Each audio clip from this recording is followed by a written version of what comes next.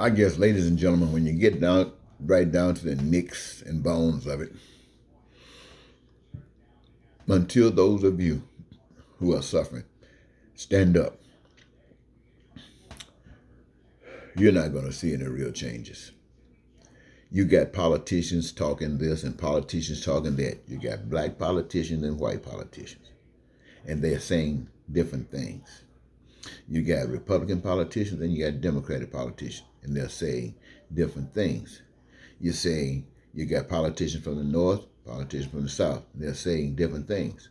And all of these things that are being said are supposed to be relative to you, the American people. And they are saying different things. And these different things keep America at the status quo or going worse. We talk about compromise. There is no compromise to right and wrong. There's no compromise to a system that was designed to produce heaven. And another system comes along that produces hell.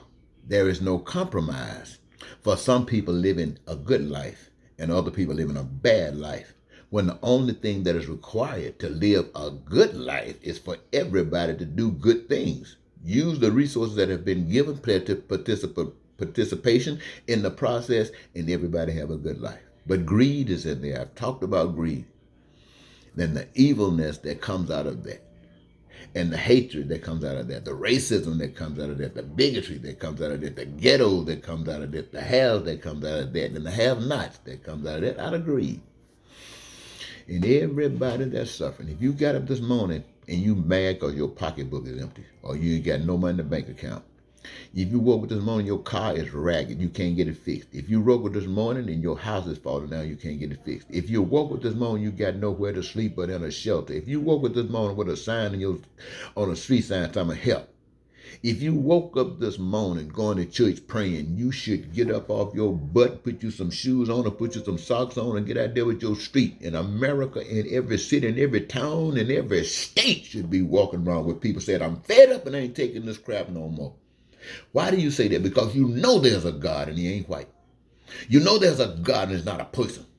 You know there's a God and it's power.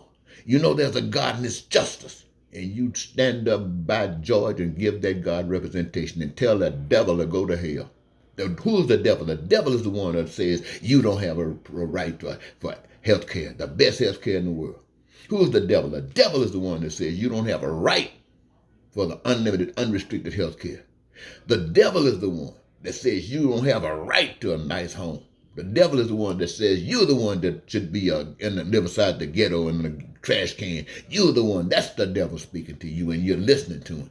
You should hold that sucker off and stand up and listen to the voice of God that says, I've given you everything. And only the devil will try to take it from you, and you don't have it just because you allow the devil to take it from you. But don't fight. Just stand up for right. God will fight your battles. Ladies and gentlemen, I declare God will fight your battles. When I was out there finna die in that lake, I had no idea. I was just stranded. All of a sudden, miracles started happening. When I was out there in that field and finna die, I had no idea. All of a sudden, miracles happened. Do the right thing. I promise you God will fight your battles. Do the right thing, and I'll declare God will fight your battles. Somebody say, well, Dr. King did the right thing. Did God fight his battle? Yes, God fought his battle. A bullet hit Dr. King. And the moment that he died, it was the moment he opened his eyes in paradise. How do you know that? How don't you know it? Whew. Policing. Shouldn't have a police. Treat people right, you don't need a police.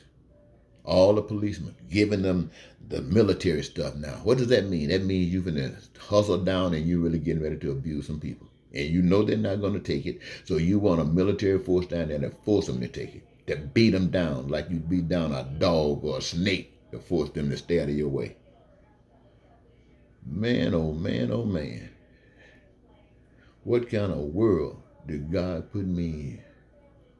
I can only see for one reason, and that's to try to wake you up.